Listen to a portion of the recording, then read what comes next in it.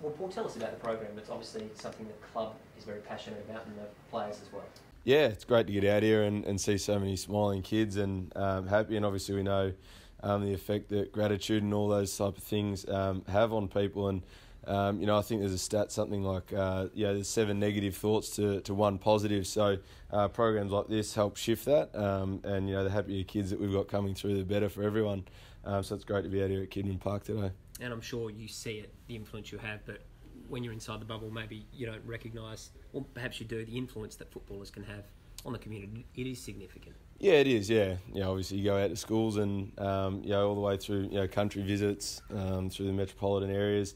You see the effect it has on the kids. I'm sure the teachers say they run amok that day because they're so excited. We love giving back to them in that way.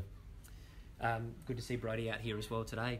Partner in crime in many ways. You play the same way. You must be hoping for him to be back playing with you soon. Yeah, it'd be very nice to get Smithers back, hopefully sooner rather than later. I'm not sure when he's on track, but I'm sure he knows the exact date. So I think it's a bit later on this year, but we'll be rapt to get him back. And in terms of the game, huge, isn't it? 6-6, so important you go into the bye ahead of the ledger. Yeah, definitely. Yeah, obviously we've lost a couple, so we want to change that this week and go over to Melbourne with a really strong, over to Melbourne to play Hawthorn with a really strong plan. We're confident with the blokes that we'll take over that we'll be able to get the win and go into the bye, gain a little bit of momentum and set it up for what's going to be an interesting last 9 weeks. So why do you think your scoring has dropped off this year? Is it just injuries? The inside 50s and average score per game, it's down a fair bit from last year. Yeah, we probably haven't been moving the ball in the manner that we want the last few weeks, and that's something we're working on. I don't think it's down to personnel. The 22 blokes that are going out there every week know how to play football and know how to move a football. So we've just got to get back to doing that and being brave and backing ourselves in. Bit of noise about this whole collective mind stuff. Is it something that you got a bit out of and you didn't mind going through earlier in the season and ongoing? I think with it, everyone gets something different. It's such a broad spectrum of what we cover, and some things mightn't be for some and some is for others. So you've got to cover it all to see who gets what from where.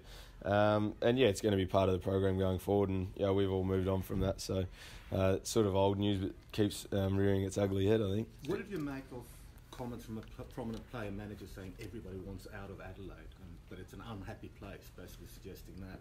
I haven't even heard that, so that's what's been said. Yeah, well, I don't know where that's coming from. So personally, I can only speak on behalf of myself, and I think it's a great environment that we have down at the club, and I love playing for the Adelaide Crows, and I just don't see where that comes from. Do you speak about contracts between the players or anything? Like, can you get an inkling of what blokes are thinking? Oh, not really. It's sort of you just sort of say how you going, and that's it. You don't really get into the nitty gritty of it, and it's sort of the personal side of it. They work through that, and we hope that everyone that's on the list stays. That's as far as we go with it. All the collective mind stuff that's been happening in the media and stuff, there's a negative slant. Has that been a distraction at all? No, I think we've addressed that a number of times, and as I said before, it keeps popping up. I don't know that it is a distraction for us. It's part of our program. We do it, and as I said before, everyone gets their own little bit out of it. And you seem to have thrived. I mean, like you said, you have thrived in this environment. You came from Collingwood, but you seem to be loving where you're at the moment. Yeah, mate. I'm enjoying my footy, and obviously, a few more wins would be nice. That's something we're working towards. But as a whole, I think it's a great football club, and I love being here.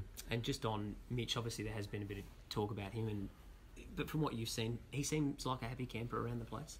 Yeah, Mitch is a unique character, and he brings out. He's got a bit of quirkiness about him, and he seems upbeat. Obviously, he's got a bit of recovery or rehab ahead of him, but we'll look forward to getting him back at the end of this year as well. So there's a little rumour that Sloaney's pushing this weekend.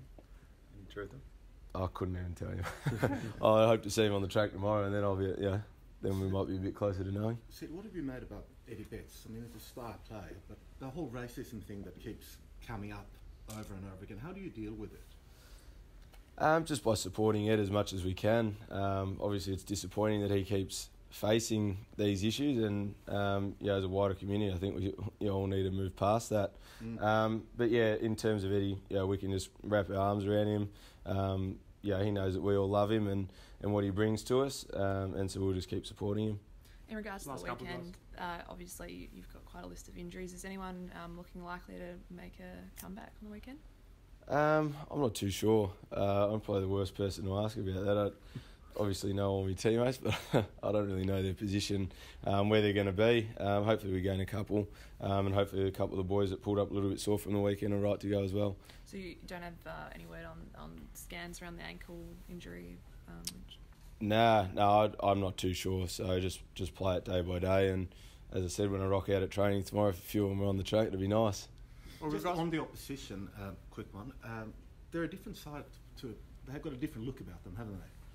Hawthorn. Yeah, the way they're sharp kicking, and how do you play against that? Yeah, we'll go through a pretty in-depth sort of opposition analysis tomorrow and then come up with a plan. So I actually haven't seen a hell of a lot of them just yet. We'll go through more of that tomorrow. All good, guys? Thanks. Thank you.